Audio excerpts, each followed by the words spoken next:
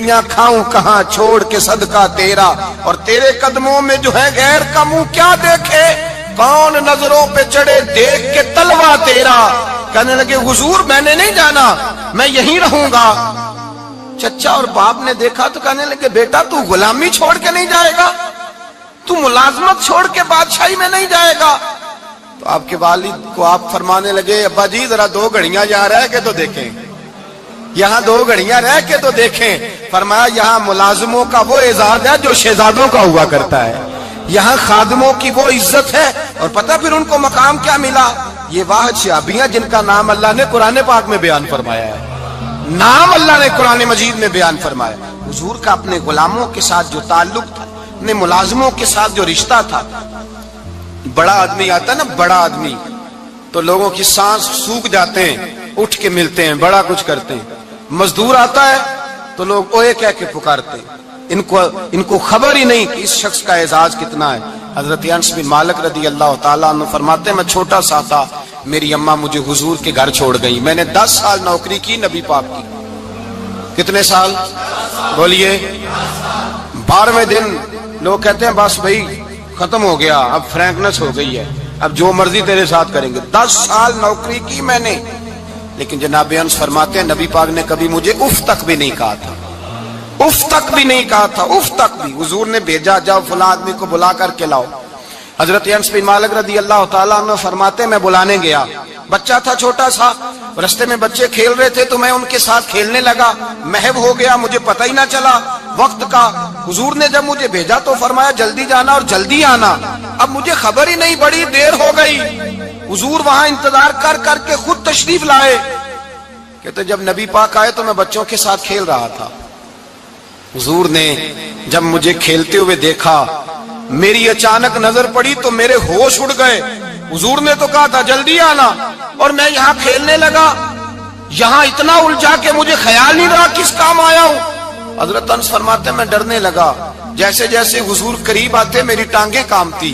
فرماتے ہیں جب نبی پاک قریب آئے تو قربان جاؤں معصوم آمنہ کے، فرماتے ہیں حضور نے میری گردن پہ تھپکی دی اور حضور نے ہنس کے فرمایا او بھائی لگتا ہے تو کھیل میں گم ہوا ہے تو تجھے یاد ہی نہیں رہا میں نے کس کام بھیجا تھا، تجھے یاد ہی نہیں رہا۔ کہ یا رسول اللہ صلی اللہ علیہ وسلم میں بھول گیا تھا، میں ابھی جاتا ہوں۔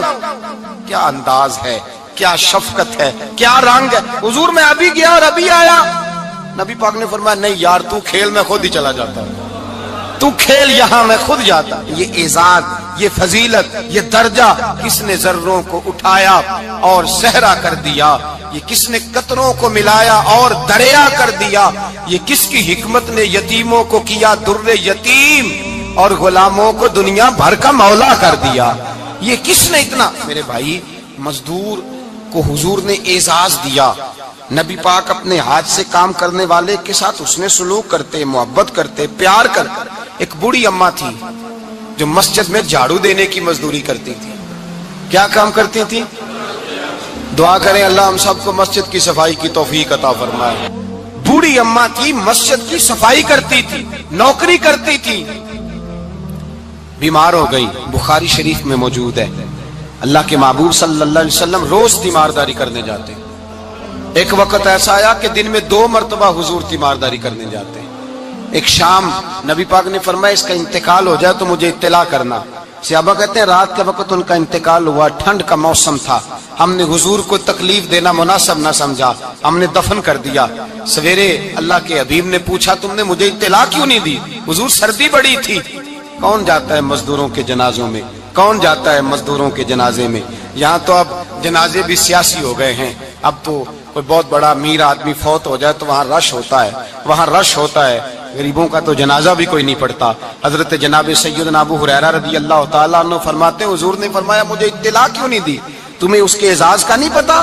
وہ مزدور تھی، مسجد میں جھاڑو دیتی تھی، تم نے خبر ہی نہیں دی؟ حضور وصال ہو گیا، فرمایا چلو مجھے بتاؤ قبر کہاں ہے؟ حضور سارا کچھ جانتے ہیں لیکن یہ ساری تمہید اس لیے بیان کی کہ ایک مزدور کی شان واضح ہو جائے۔ فرمایا بتاؤ قبر کہاں ہے؟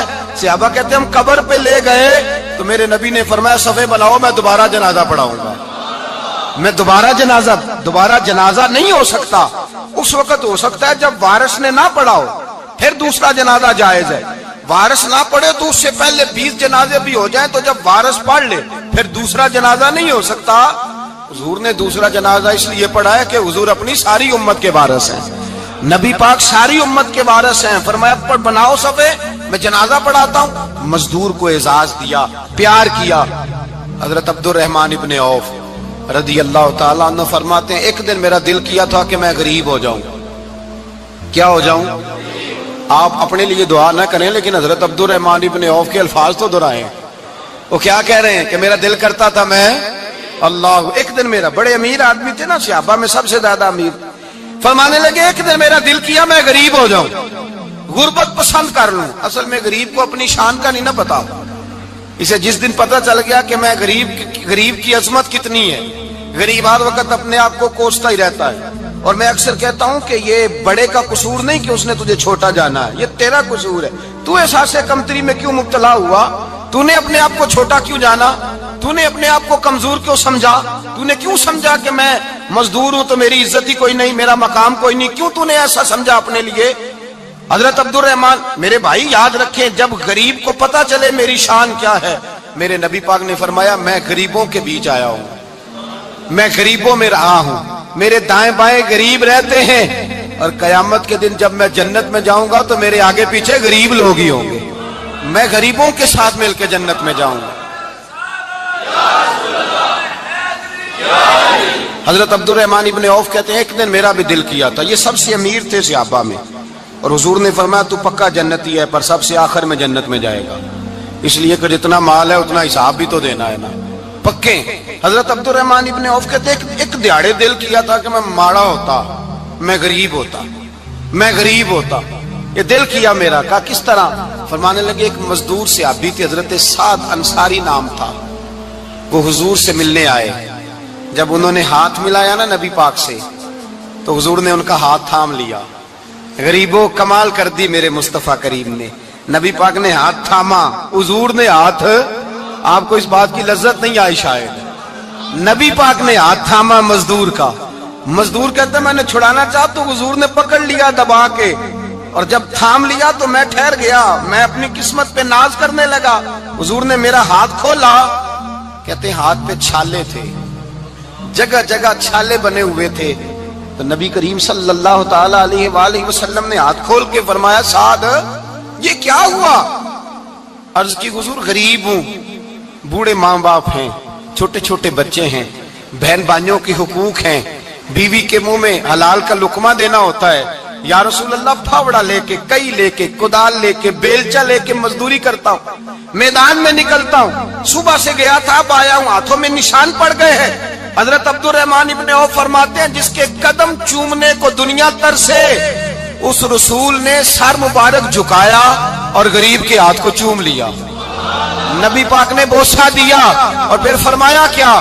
فرمایا یہ وہ ہاتھ ہیں جن سے خدا بھی پیار کرتا ہے، محمد مصطفیٰ بھی محبت فرماتے ہیں۔ نبی رحمت علیہ السلام نے فرمایا یہ تیرا وہ ہاتھ ہے جس سے اللہ بھی پیار کرتا ہے اور اللہ کا۔ تو مزدور کو پھر ناز کرنا چاہیے کہ پریشان رہنا چاہیے؟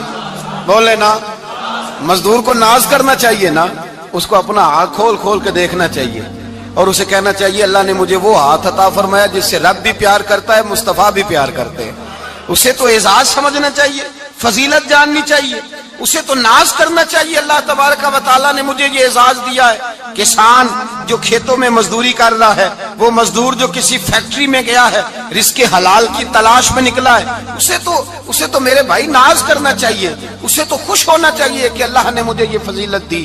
ترستے ہوئے غریب، جان بوجھ کے اپنے آپ کو پریشان رکھتے ہوئے لوگ اگر جان جائیں کہ فضیلت کیا ہے، عظمت کیا ہے، اور پھر غلام کے ساتھ سلوک کیا کرنا ہے۔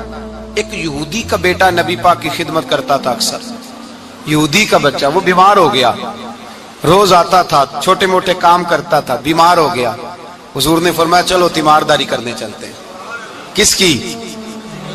جی غلام کی، نوکر کی۔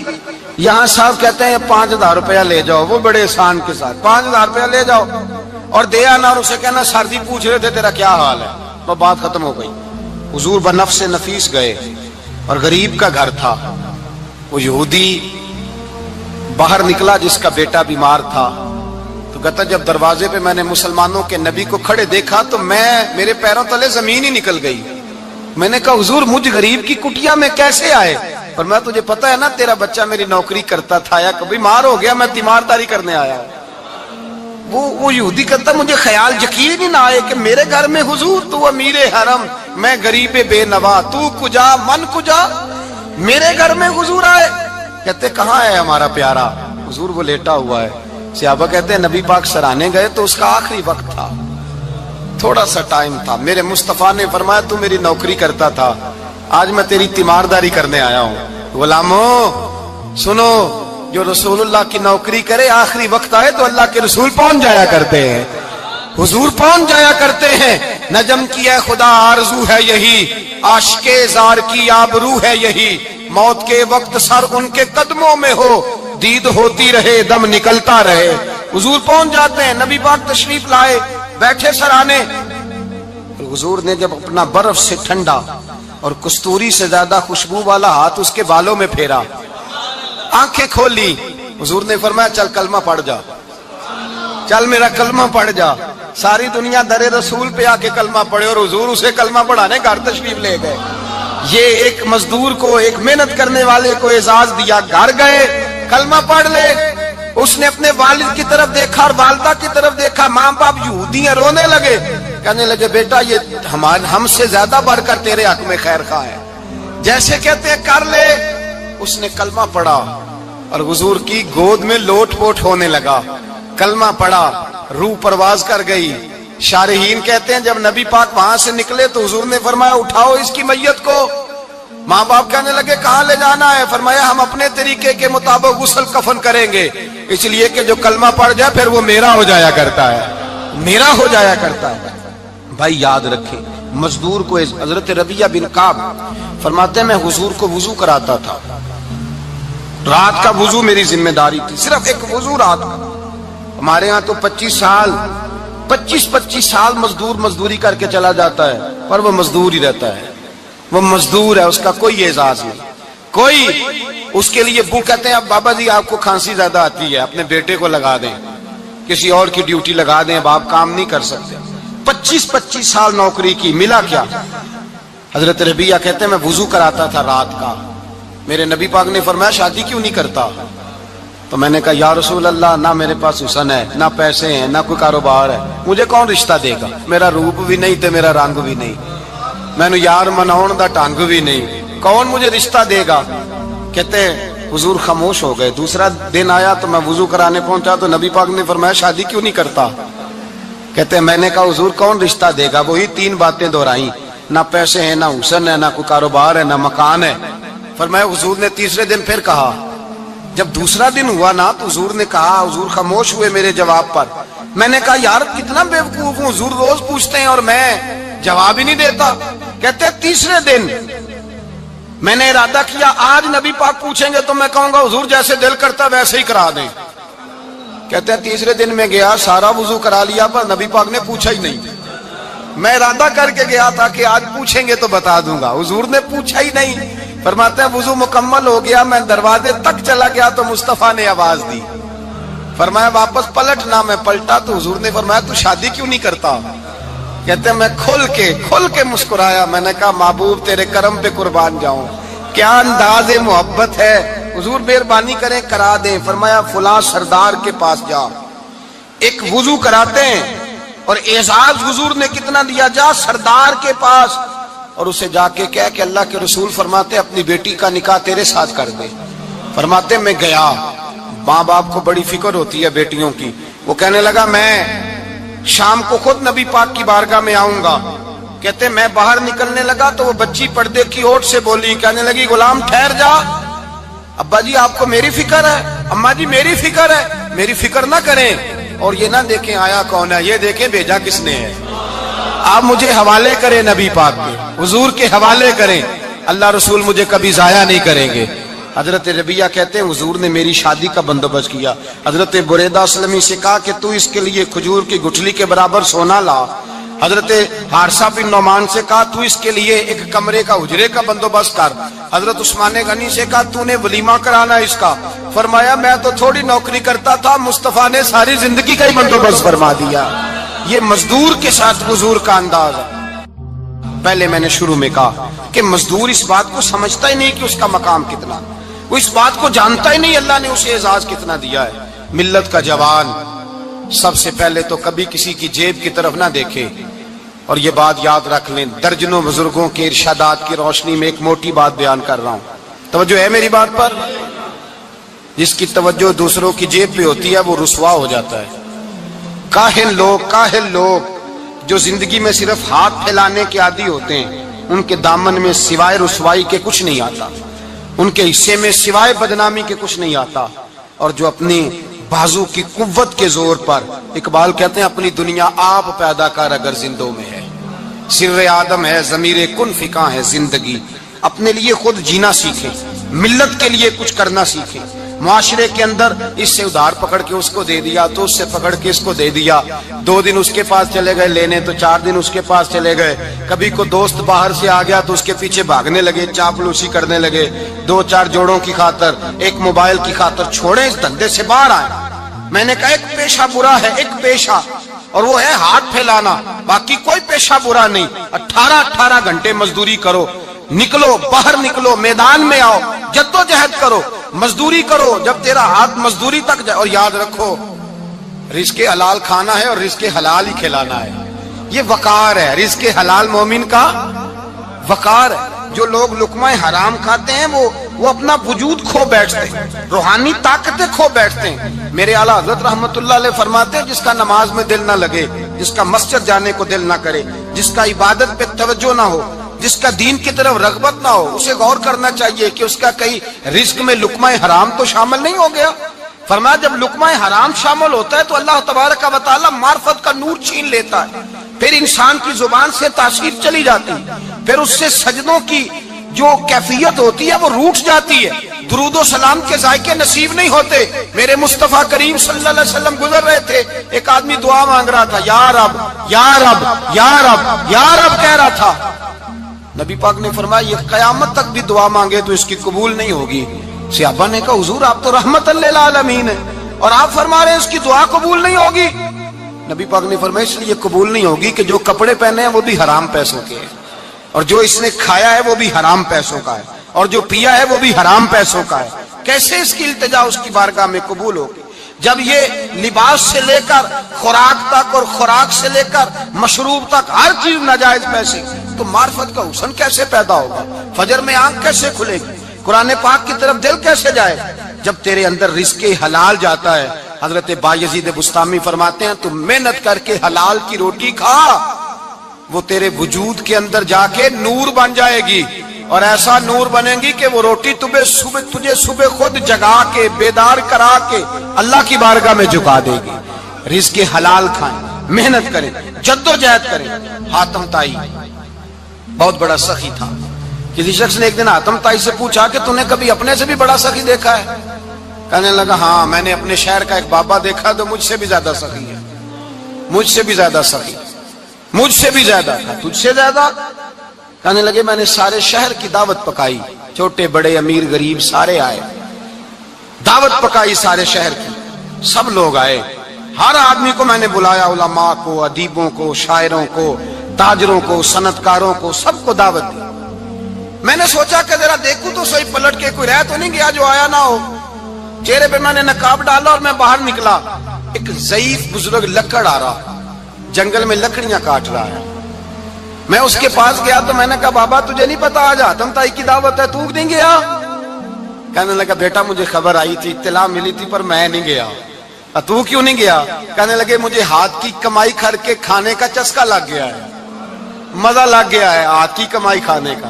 اب مجھے دوسرے کے دسترخوان پر ذائقہ نصیب, ہمارے معاشرے کا تو المیہ ہے, لوگوں کو لذت ہی دوسرے کے دسترخوان پہ آتی, مفت کی روٹی کا ذائقہ نصیب ہوتا ہے. مجھے اپنے ہاتھ کی کمائی کا ذائقہ لگ گیا ہے, اب میں وہاں نہیں جاتا.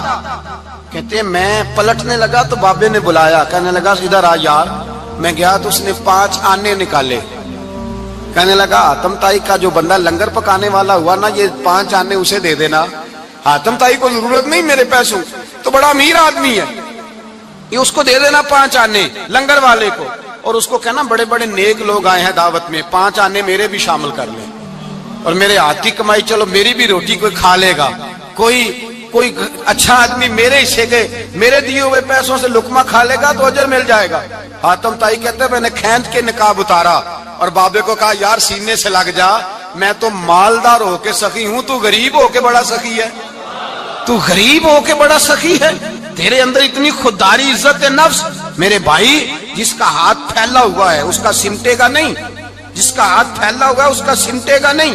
جس آدمی نے، میرے نبی پاک صلی اللہ علیہ وسلم نے فرمایا جس نے اپنی ذات پر سوال کا دروازہ کھول لیا، اس نے اپنے اوپر فقر کا دروازہ کھول لیا، سوال کا مجھے دے دو مجھے دو دو۔ کہ اسلام ایک پیشے کو ناپسند کرتا ہے اور وہ ہے مانگنے کا پیشہ، ہاتھ پھیلانے کا پیشہ، سوال کرنے کا پیشہ، اس کو ناپسند کیا ہے۔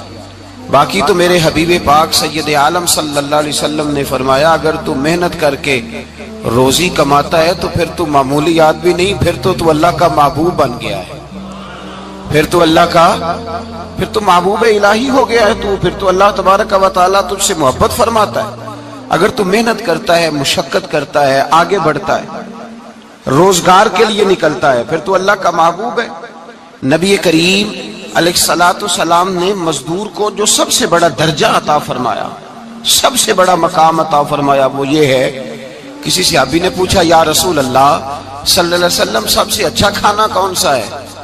تو حضور نے فرمایا وہ کھانا جو بندہ اپنے 2 ہاتھوں سے مزدوری کر کے کھاتا ہے، وہ کھانا سب سے اچھا ہے۔ فرمایا اللہ کے نبی حضرت داؤد علیہ السلام اپنے ہاتھوں سے مزدوری کرتے، اور پھر نبی کریم سید عالم صلی اللہ علیہ وسلم نے جو دین ہمیں عطا فرمایا، اس دین کو حضور نے کوئی پنڈتوں اور جوگیوں کا دین نہیں بنایا کہ تم بس غار کے اندر چلے جاؤ اللہ اللہ کرو میری طرف دیکھیے گا، یہ نہیں فرمایا کہ تم بس ٹھیک ہے آ جاؤ مسجد تسبیح پکڑ لو کوئی اور کام نہ کرو، بلکہ حکم دیا کہ کسب معاش کرو، محنت کرو، جد و جہد کرو، ہاتھ ہلاؤ۔ قرآن مجید فرقان حمید نے کہا وَجَعَلْنَا اللَّيْلَ لِبَاسًا، رات تمہاری پردہ پوشی کے لیے بنائی گئی ہے، رات تمہاری پردہ پوشی کے، وَجَعَلْنَا النَّهَارَ مَعَاشًا، اور فرمایا دن تمہارے رزق کمانے کے لیے بنایا گیا، جد و جہد کے لیے۔ حضرت عیسیٰ علیہ السلام کی ایک نوجوان سے ملاقات ہوئی تو فرمایا تو کیا کرتا ہے؟ کہنے لگا میں عبادت کرتا ہوں۔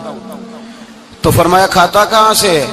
کہنے لگا میرا بھائی کمائی کرتا ہے تو وہ مجھے اس میں سے حصہ دیتا ہے۔ تو آپ فرمانے لگے پھر تو عبادت گزار نہیں، تیرا وہ بھائی تجھ سے زیادہ عبادت گزار ہے، جو تیرے لیے یہ بندوبست کرتا ہے، جو تجھے یہ جد و جہد کر کے دیتا ہے، وہ تیرے لیے۔ حضرت عمر فاروق رضی اللہ تعالیٰ عنہ نے اپنے دور خلافت میں شوق دلایا صحابہ، محنت کرنے کا شوق۔ ہمارے معاشرے کے اندر لوگ دوسرے کی کمائی پر وقت گزارنا چاہتے ہیں، دوسرے کے مال پر نظر رکھتے ہیں، مجھے کچھ سسرال سے مل جائے، کچھ مجھے رشتہ داروں سے مل جائے، کچھ مجھے دوست احباب سے مل جائے، کچھ مجھے باقی جگہوں سے مل جائے۔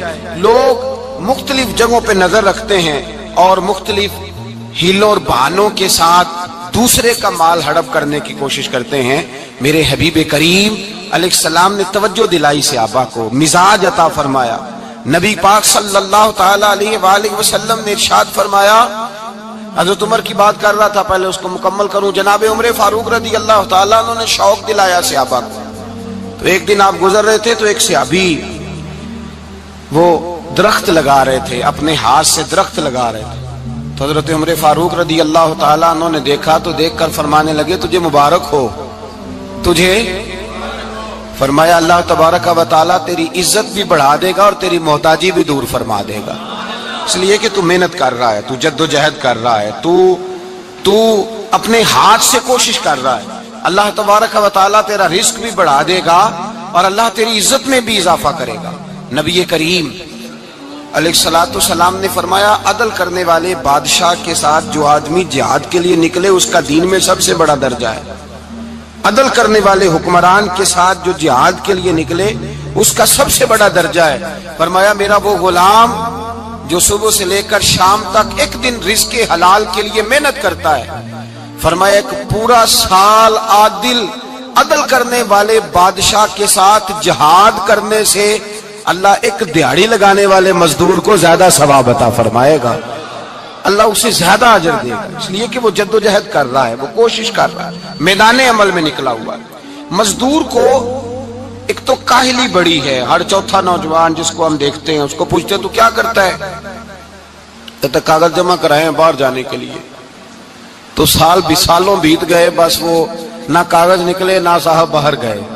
بھائی کوئی کام کر لیں تو کہتے ہیں میرے ابا جی کو 2-4 کروڑ روپیہ دے دیں گے تو کچھ کر لیں گے، اگر نہ دیا تو پھر دیکھیں گے دائیں بائیں۔ اور اس ظلم نے، اس زیادتی نے گناہ کے دروازے کھولے ہیں، لالچ کے دروازے کھولے ہیں، قتل کے دروازے کھولے ہیں۔ اس گناہ نے رشتے ناتے توڑ ڈالے، لوگ کسی کی ذات سے تو پیار کر ہی نہیں رہے، جیب سے محبت ہو رہی ہے۔ لوگ دیکھتے ہیں کہ کون سا ایسا طریقہ اختیار کروں کہ بغیر کمائی کے میرے ہاتھ پیسے آئیں۔ اور خدا کے بندو یاد رکھو، اللہ تبارک و تعالی فرماتا ہے دنیا تجھے کیا دے سکتی ہے، لوگ تو محتاج ہیں، تو محنت کر اور توجہ میری بارگاہ کی طرف رکھ۔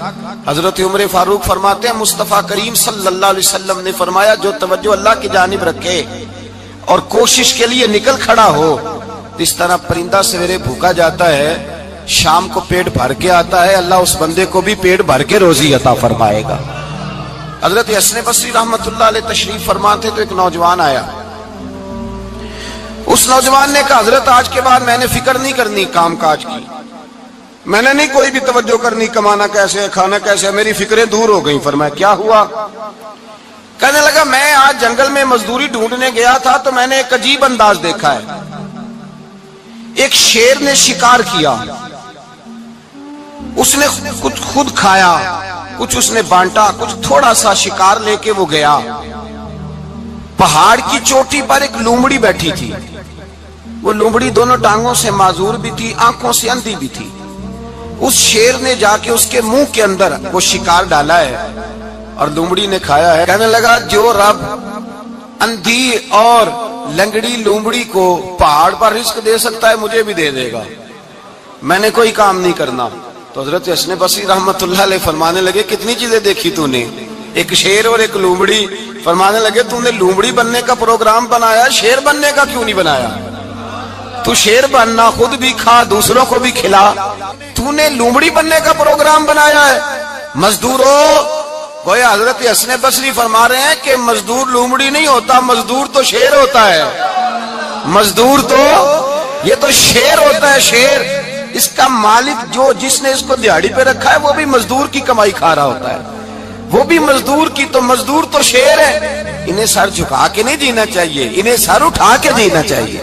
یہ تو بڑے قیمتی وجود کے لوگ ہیں جو مزدوری کرنے نکلتے ہیں، ان کے کچھ حقوق ہیں، کچھ حقوق۔ ہمارے حکمران بھی حقوق کا تعین کرتے ہیں، کہتے ہیں 15,000 سے زیادہ، یہ جو بجٹ آیا ہے نا اس میں 15,000 سے زیادہ، کہتے ہیں مزدور کی تنخواہ 15,000 ہونی چاہیے۔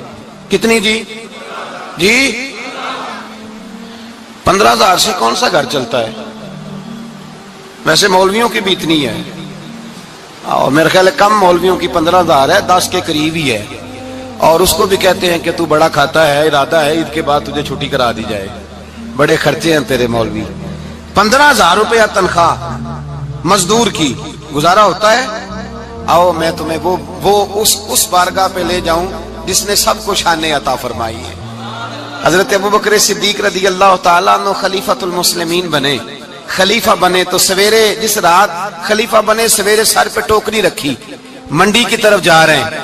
حضرت عمر فاروق رضی اللہ تعالیٰ عنہ مولا علی شیر خدا کو کسی نے بتایا کہ وہ تمہارا خلیفہ تو جا رہا ہے مزدوری کرنے، وہ تو جا رہا ہے کمائی کرنے۔ حضرت علی شیر خدا مولا کائنات جناب فاروق اعظم دونوں نے رستے میں روکا کہ ابو بکر کہاں جا رہے ہو؟ فرمانے لگے کام کرنے جا رہا ہوں، مزدوری کروں گا، منڈی میں جاؤں گا، تجارت کرتا تھا اس کو جاری رکھوں گا، بچوں کا پیٹ بھی تو پالنا ہے۔ اب تمہاری حکومت کے پیچھے بچے تو نہیں نا بھوکے مروا لینے، میں نے کچھ کرنا تو ہے۔ حضرت عمر کہنے لگے چلا آ کے بیٹھ، ہم صحابہ کو اکٹھا کرتے ہیں اور مال غنیمت سے تیرا وظیفہ لگاتے ہیں، آپ کو وظیفہ ملے گا ماہانہ، تو آپ بیٹھ کر کے مسجد میں تو ڈیوٹی کریں۔ بیٹھ گئے، مشاورت ہوئی تو حضرت ابوبکر صدیق رضی اللہ تعالیٰ پوچھنے فرمانے لگے جناب بتلائیے آپ کا کتنا وظیفہ لگایا جائے؟ تو ابو بکر صدیق فرمانے لگے اتنا لگا دو جتنی ایک مزدور کی تنخواہ ہوتی ہے۔ تو ایک صحابی بول کے بڑے میٹھے اور دھیمے لہجے میں کہنے لگے ابو بکر اگر تیرا گزارا نہ ہوا تو ابو بکر صدیق فرمانے لگے اگر میرا گزارا نہ ہوا تو میں مزدوروں کی تنخواہوں میں اضافہ کر دوں گا، اگر مزدوروں کے گھر جلنے لگیں گے تو میرا بھی چلے گا، میں ان کی تنخواہیں بڑھاؤں گا صرف اپنی۔ تو مزدور کے حقوق کا تعین کیا۔ سب سے پہلے تو میرے نبی پاک علیہ السلام نے منع فرمایا، فرمایا جس کو مزدوری پر رکھو پہلے اس کے ساتھ اجرت طے کرو۔ حضور صلی اللہ علیہ وسلم نے فرمایا جب تک اجرت واضح نہ ہو جاؤ کسی کو کام پر، جب تک اجرت واضح نہ ہو جائے، مکمل نہ ہو جائے کہ کیا دینا ہے، طے کریں۔ کیا لوگے جو جناب دے دیں گے لے لوں گا، شریعت اس کو پسند نہیں کرتی، محبوب نہیں رکھتی۔ پہلے اس کے ساتھ پہلا حق مزدور کو یہ دیا کہ اس کی اجرت پہلے، بولیے اجرت پہلے اجرت طے ہوگی، یہ پہلا حق ہے۔ اور مزدور کا دوسرا حق کیا بیان کیا میرے نبی پاک نے؟ فرمایا جب، اور یہ ایسی اعلیٰ بات ہے کہ جتنے حقوق لکھنے والے ہیں نا، جتنے بین الاقوامی سطح پر انسانی حقوق کا چارٹر بنانے والے ہیں، وہ کہتے ہیں کہ یہ ایسا نقطہ حضور نے بیان کر دیا ہے کہ اس سے آگے کو بڑھ ہی نہیں سکتا، یہ ایسی بات ہے کہ جس کی شرح بھی کوئی نہیں کر سکتا۔ میرے حبیب کریم علیہ الصلوۃ والسلام نے فرمایا پہلے طے کرو، اور کیا خوبصورت لفظ ہے، قانون بنا دیا۔ فرمایا جب مزدور مزدوری کر لے تو اس کا پسینہ خشک ہونے سے پہلے اسے ادا کر دینا، اس کا پسینہ خشک ہونے سے پہلے اسے اس کی مزدوری دے دو۔ بیچارے نے محنت کی ہے، اپنے گھر جائے، یہ نہیں کہ اس نے مزدوری کیا تو تم نے کہا نہیں ادھر سے پینٹ صحیح نہیں ہوا، یہ تو لے جا 2000 اور پھر میں تیرا حساب کروں گا، ابھی ذرا میں چیک کرا لوں 2-4 لوگوں کو بلا کر کے، وہ فلاں جگہ سے نا ایک کونا خالی رہ گیا۔ اللہ سے ڈرنا چاہیے، اللہ سے ڈرنا چاہیے۔ اگر اللہ تبارک و تعالی نے 2-1 آدمیوں کو ملازم آپ کا بنا دیا ہے تو پھر خیال ہونا چاہیے۔ ایک صحابی اپنے خادم غلام کو مار رہے تھے تو میرے نبی پاک تشریف لائے، فرمایا کیوں اسے مار رہا ہے؟ حضور غلطیاں بڑی کرتا ہے۔ تو نبی پاک نے فرمایا جتنا تجھے اس پر اختیار ہے نا اس سے کہیں بڑھ کر میرے رب کو تیرے اوپر بڑا اختیار ہے۔ کہا حضور یہ بڑی غلطی کرتا ہے، میں آخر کتنا معاف کروں؟ تو حضور نے فرمایا اتنا معاف کر جتنا میرا رب تجھے معاف فرماتا ہے۔ پتہ ہے تیری صبح سے لے کر شام تک کتنی کوتاہیاں ہیں، درگزر کا حکم دیا۔ پہلا حق یہ دیا مزدوری طے کرو، دوسرا حق یہ دیا پسینہ خشک ہونے سے پہلے ادا کرو، تیسرا حق یہ دیا کہ اس سے درگزر کرو، غلطی ہو جائے تو درگزر کرو۔ تو یا رسول اللہ مزدوری کتنی دیں؟ میرے نبی پاک بخاری مسلم حضور سید عالم صلی اللہ علیہ وسلم نے فرمایا مزدور کا حق بیان کیا نبی پاک نے، اور ایک بات ارشاد فرمائی تو اس کے اندر کئی پہلو، ایک حدیث میں کئی پہلو بیان فرمائے۔ حبیب پاک نے فرمایا جیسا تم کھاتے ہو ویسا ہی اسے کھلانا۔ کوئی نہیں، آپ شاید سو رہے ہیں کچھ حضرات، جیسا خود کھاتے ہو ویسا ہی، بھئی بس ختم ہو گئی بات۔ اتنی بڑی بات کر دی سرکار نے۔ کبھی دیکھا ہے آپ نے کہ مزدور کو ایسے کھلایا جا رہا ہو جیسا مالک کھا رہے ہیں؟ حضور نے فرمایا بھئی مزدوروں کا حق یہ ہے کہ جیسا تم نے کھانا ہے ویسا اسے کھلانا ہے، اور فرمایا جیسا تم نے پہننا ہے ویسا اسے پہنانا ہے۔ اور پھر میرے حبیب کریم علیہ الصلوۃ والسلام نے ارشاد فرمایا اس کی ہمت سے بڑھ کر تم اس پر بوجھ نہیں ڈال سکتے، جتنا کام وہ کر نہیں سکتا اتنا تم اسے دے نہیں سکتے۔ اور فرمایا اگر اتنا کام دینا ہے جو اس کی ہمت سے زیادہ ہے تو میں اس کے مالک کو کہتا ہوں وہ بھی اٹھ کے مزدور کے ساتھ کام پہ لگ جائے، اٹھے اس کے ساتھ کام میں شریک ہو جائے۔ مزدوری کا بھی تعین فرمایا، اور پھر اس کو کام کس مقدار کا دینا ہے، مزدور کو کس قدر زیادہ اس پر بوجھ ڈالا جائے گا، یہ بھی مصطفیٰ کریم نے بیان فرمایا۔ فرمایا جو لا یکلف اللہ نفسا الا وسعها، اللہ بھی تم پر وہ بوجھ نہیں ڈالتا جو تم اٹھا نہیں سکتے، تو کسی مزدور کو تم ایسا کام نہیں بتاؤ گے۔ حضرت عثمان غنی رضی اللہ تعالیٰ عنہ ایک دن حضرت عمر فاروق سے کہنے لگے عمر بس کر دے یار، تیرے بعد بھی تو لوگوں نے خلیفہ بننا ہے، کیسے کوئی تیرے رستے پہ چلے گا؟ تو حضرت عثمان غنی سے جناب عمر کہنے لگے کیا ہو گیا؟ آپ فرمانے لگے کل میں دیکھ رہا تھا کہ لوگ باغ میں مزدوری کر رہے تھے اور آپ امیر المومنین ہو کے ان کا ہاتھ بٹا رہے تھے، تو حضرت عمر کہنے لگے بوڑھے تھے، बीमार थे, मजदूरी कर रहे थे तो पसीना बह रहा था। क्या हो गया अगर थोड़ा सा मैंने साथ दे दिया। हजरत जनाब सैयदना फारूक आजम ये लफ्ज कहते हुए रो पड़े। आप फरमाने लगे, मैं किसी बादशाह का शहजादा नहीं, मैं भी उसी बाप का बेटा हूं जो ऊंट चरा के गुजारा किया करता था। मैंने आगे बढ़ के लोग हैसियत भूल जाते हैं, अपनी हैसियत भूल जाते हैं। अल्लाह तबारक व तआला जब कुछ अता करता है, उनका रवैया अपने मातहतों के साथ इतना सख्त और जाबिराना आमिराना हो जाता है, इस कदर ज्यादा उनके लबो लहजे में कड़वाहट आ जाती है, इस कदर ज्यादा उनकी तबीयतों के अंदर सख्ती और गुरूर भर जाता है कि वो एहसास ही नहीं करते कि जो सामने बैठा है वो बड़ा एक दुखी इंसान है और वो तकलीफ में है, वो आजमाइश में अपने आप को मुब्तला समझ रहा है। हजरत अबू ज़र गिफारी रदी अल्लाह ताला अन्हु फरमाते हैं, मैं अपने मातहतों के हक में बड़ा सख्त था, सख्त थी मेरी तबीयत, मेरे गुलामों की जुर्रत ही नहीं थी कि वो मेरे सामने गुफ्तगू कर सकें और ठहर भी सकें। फरमाते हैं, जिस दिन मैं कलमा पढ़ ए ना गल्ला ठीक की लबदाए अब किसे दा करना अपना आप संभाल मोहम्मद जो करना सो करना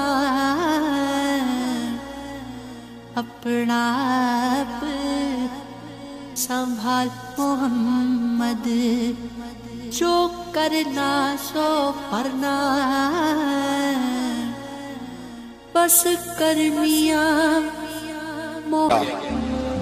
जिस दिन मैं हुजूर की बारगाह में, तो मैंने कहा हुजूर कोई खास नसीहत, तो नबी पाक ने फरमाया मेरी नसीहत तेरे लिए ये है कि जैसा तूने खाना है वैसा ही गुलाम को खिलाना है, जैसा तूने पहनना है वैसा ही गुलाम को पहनाना है। हजरत अबू ज़र कहते हैं, जो मेरे अंदर कमी थी वही मेरे नबी ने नसीहत कर दी, जो मेरे अंदर कोताही थी वही गैब जानने वाले रसूल ने बतला दी। फरमाते मैं घर गया, जब मैं जाता था तो मुलाजिमों का सांस खुश्क हो जाता था, वो कांपने हाँपने लगते थे कि जाने अब ये क्या करेगा। हजरत अबू ज़र गिफारी फरमाते मैं गया, एक शख्स से मैंने कहा खाना पकाओ, खाना पकाया, दस्तरखान पे लगाया और अपने सारे मुलाजिमों को कहा आओ यार मेरे साथ बैठ के रोटी खाओ, आओ सारे मेरे साथ बैठ के खाना खाओ। फरमाते उन्होंने खाना खाया, फिर मैं उनको बाजार ले गया, जैसे कपड़े मैं पहनता था वैसे मैंने उनके लिए भी खरीदे। फरमाते हैं मेरे गुलाम कहने लगे आका खैर तो है ना, खैरियत तो है ना, क्या हुआ, मिजाज मुबारक तो ठीक है, क्या क्या हो गया। और ये जो हम फिजा को इतना खूबसूरत देख रहे हैं और ये जो हम इतनी प्यारी रिमझिम बरसती देख रहे हैं, ये जारी रहेगी या एक दिन की है। तो हज़रत अबू ज़र गिफारी रो पड़े, कहने लगे अब तुम्हें अबू ज़र गिफारी बदला हुआ मिलेगा, इसलिए कि अब मैं वो नहीं रहा, अब मैं रसूलुल्लाह का कलमा पढ़ के गुलाम मुस्तफा बन गया हूँ, अब मैं बदल गया हूँ, मेरी तबीयत बदल गई। गुलामों के हक में हजरत मौला अली शेर खुदा गुलाम को लेकर के गए दुकान पर, हजरत मौला अली गुलाम को लेकर गए कपड़े की दुकान पर, 2 जोड़े खरीदे, एक कम कीमत का एक ज्यादा कीमत का, एक कम कीमत का एक ज्यादा कीमत का, 2 जोड़े खरीदे। जब वापस लौटे तो गुलाम से कहने लगे तू अपना ले ले। गुलाम को पता था कि उस जमाने में होता क्या था, उसने कम कीमत का जोड़ा उठाया। हजरत अली फरमाने लगे अजीब आदमी है, ये तो तेरा नहीं ये तो मेरा है। उसने कहा हुजूर किस तरह से। आप फरमाने लगे तेरे लिए कीमती जोड़ा इसलिए खरीदा है कि तू जवान है, और मैंने अपने लिए इसलिए छोटा खरीदा है कि मैं तो अब बूढ़ा हो गया हूँ, मुझे तो आदत नहीं।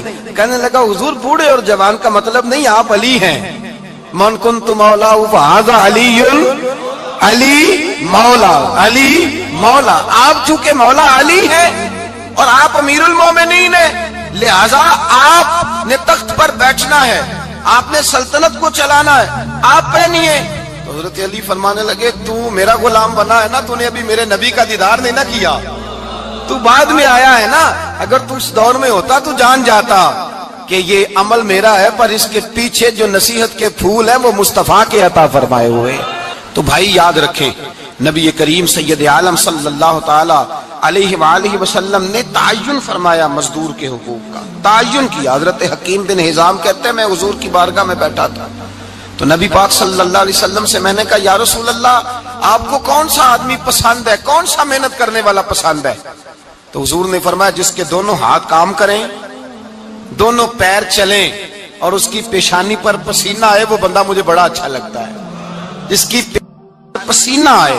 آج لوگ مزدوری نہیں کرتے, دائیں بائیں دیکھتے ہیں. لوگ اپنے اندر وہ توانائی, وہ غیرت, وہ خودداری پیدا نہیں کرتے. بھائی گردن کو جھکا دیتا ہے خیرات کا پتھر, جہاں میں مانگنے والوں کے سر کبھی اونچے نہیں ہوتے. اور ایک بار کہنے لگے غیرت ہے بڑی چیز جہاں نے تگ و دو میں پہناتی ہے یہ فخر کو تاج سردارا. اپنے اندر یہ توانائی پیدا کرنی چاہیے, یہ کوشش کرنی چاہیے. میرے نبی کریم صلی اللہ علیہ وسلم نے فرمایا تمہارے بعض گناہ ایسے ہیں جو صرف تم مزدوری کرنے جاؤ گے تو اللہ تمہاری مزدوری کی وجہ سے ہی تمہارے گناہ معاف فرما دے گا. اللہ تمہاری محنت اور کوشش کے سبب سے تمہاری ان غلطیوں سے درگزر فرمائے گا. حبیب کریم سید عالم صلی اللہ علیہ وسلم نے فرمایا مزدور جب قیامت کے دن آئے گا, بھئی عالم تو آیا, صوفی تو آیا, درویش تو آیا, صحابہ تو آئے, ان کا آنا تو شفاعت کے لیے شمار کیا گیا. میرے مصطفیٰ نے فرمایا جب مزدور آئے گا, مزدور کی سب سے بڑی غلطی یہ ہے کہ مزدور اپنے آپ کو نیچ سمجھتا ہے. مزدور کی سب سے بڑی غلطی یہ ہے کہ یہ اپنے آپ کو چھوٹا سمجھتا ہے. اس کی زیادتی یہ ہے کہ یہ اپنی سوچ کو بڑا نہیں کرتا. یہ سمجھتا ہے نہیں کہ بھئی میں تو دو ہاتھوں کی محنت کی کمائی کھاتا ہوں, یہ آرزو کرم اور میں آپ سے کروں, یہ بھیک اس کو دیجئے جس کا خدا نہ ہو. مزدور کی زیادتی یہ ہے کہ یہ اپنے آپ کو چھوٹا جانتا ہے. میرے مصطفیٰ نے فرمایا جب مزدور محنت کرنے والا قیامت کے دن آئے گا تو اس کا چہرہ اس طرح چمکے گا جس طرح 14ویں کا چاند چمکا کرتا ہے. اس قدر اس کا چہرہ چمکے گا جب آئے گا وہ صبح قیامت. میرے بھائیو مزدور ایک عظیم شخصیت کا نام ہے. محنت کرنا, اپنے دونوں ہاتھوں سے مشقت کرنا, جدوجہد کرنا. مجھے کئی سارے لوگ, میں جب ملک کے مختلف گوشوں میں جاتا ہوں تو کئی سارے لوگ کہتے ہیں آپ کے ابا جی کا مزار کدھر ہے, آپ کس مزار کے سجادہ نشین ہیں؟ تو میں ان سے کہتا ہوں میں سجادہ نشین نہیں, میں تو کسان کا بیٹا ہوں. اور میں اس شخص کا بیٹا ہوں جو رات کو 2 بجے اٹھ کے بھی گھر سے نکلتے تھے 2 نفل پڑھ کے. تو ہم پوچھتے تھے کہ اماں جی ابا جی کہاں گئے؟ تو کہتے تھے چند کھیتوں کو پانی لگانا تھا, اور رات کو رخصت ہو گئے. فخر کی بات ہے, یہ اعزاز کی بات ہے, یہ اعزاز کی بات ہے. ہم نے ساری زندگی ان کے ہاتھ پہ چھالے دیکھے, لیکن بات لفظ زبان پر یہی دیکھی کہ بیٹا عزت والا وہی ہوتا ہے جو اپنے ہاتھوں سے محنت کر کے روزی کھایا کرتا ہے. بھائی یاد رکھیں یہ اعزاز کی بات ہے. اعزاز, مزدور کا بیٹا فخر کرے, کسان کا بیٹا ناز کرے. وہ جو آدمی سویرے جاتا ہے ویلڈنگ کا پلانٹ لے کے کام کرنے, اس کا بیٹا ناز کرے. وہ جس کا باپ پھاوڑا چلاتا ہے, چھینی چلاتا ہے, تھوڑا چلاتا ہے, وہ ناز کرے. اور مزار صرف ان لوگوں کے نہیں ہوتے جو اللہ اللہ کرتے ہیں, ہو کرتے ہیں, وہ تو قابل اعزاز ہے اللہ کے بندے, ان کے بھی مزار ہوتے ہیں. مزار وہ بھی ہوتا ہے جس کو میرے مصطفیٰ نے فرمایا القاسب حبیب اللہ, جو محنت کرتا تھا, ہاتھوں سے جدوجہد کرتا تھا, وہ بھی تو اللہ کا دوست ہے نا, اس کا بھی تو مزار ہے نا, اس کی بھی تو قبر پر انوار ہے جو اللہ کا محبوب ہو کے گیا. تو بھائی اپنا اعزاز جانے سمجھے اس بات کو. میرے مصطفیٰ کریم صلی اللہ علیہ وسلم مزدور کو عزت دیتے, وقار دیتے, اور جو حضور کے گھر میں خادم ہوتے ان کی ناز برداری کرتے. ہمارے گھر میں جو بی بی برتن دھوتی ہے وہ ہمارے ساتھ بیٹھ کے روٹی نہیں کھا سکتی, اس کو یہ اجازت نہیں ہوتی. ہمارا جو مزدور ہوتا ہے نا, ایک صاحب کہنے لگے یہ بچہ میرے پاس کام کرتا ہے, اس کے ابا جی بھی کرتے تھے. تو میں نے کہا اس کا مطلب یہ ہے کہ تم نے آگے نہیں بڑھنے دیا, تم نے کہا مزدور ہی رہنا ساری زندگی, یہی رہنا میرے پاس, آگے نہ بڑھنا. میرے مصطفیٰ کریم سید عالم صلی اللہ علیہ وسلم کے پاس جو لوگ کام کرتے تھے, محنت کرتے تھے, مشقت کرتے تھے. ہمارا ملازم ڈرتا ہے, کامتا ہے, وہ بات کرتا ہے تو صاحب جی کہتے کہتے زبان تھکتی ہے, 100 دفعہ موڈ کو دیکھتا ہے, گالیاں کھاتا ہے بیچارہ, اس کی عزت نفس کو اچھالا جاتا ہے, اس کو رسوا کیا جاتا ہے, اور وہ بیچارہ رات کو رضائی میں منہ دے کے روتا ہے کہ یار میرے نصیب صرف اس لیے کمزور ہیں کہ میں غریب کے گھر میں پیدا ہوا ہوں. ہم احساس نہیں کرتے, اور مزدور کو کبھی موقع مل جائے جان چھوٹنے کا تو بھاگ جاتا ہے. ہمارا کردار اور اخلاق ایسا نہیں ہوتا. حضرت زید بن حارثہ رسول اللہ کے غلام تھے, نبی پاک کے گھر میں جھاڑو دیتے تھے, برتن مانجتے تھے. یہ بچپن میں اپنے قبیلے سے گم ہو گئے تھے, کسی نے اغوا کر کے لا کر کے بیچ دیا, گم ہو گئے تھے. حضور کی بارگاہ عالی مرتبت میں لائے گئے. حضرت زید بن حارثہ سارا دن کام کاج کرتے, کوئی آدمی آیا ان کے علاقے کا مکہ مکرمہ، ان کو پہچان کر واپس گیا ان کے قبیلے میں اور جا کے بتلایا کہ تمہارا بیٹا تو محمد ابن عبداللہ صلی اللہ علیہ وسلم کے پاس، اس وقت حضور نے بھی اللہ نے نبوت نہیں فرمایا تھا، ان کے والد حارثہ چچا لینے آئے اور نبی پاک کے پاس آئے تو 2 تھیلیاں اشرفیوں کی بھر کے لائے، کہنے لگے حضور یہ پیسے لے لیں، 2 تھیلیوں میں پیسے ڈالیں، دینار ہے درہم ہے، حضور لے لیں، ہمارا بیٹا دے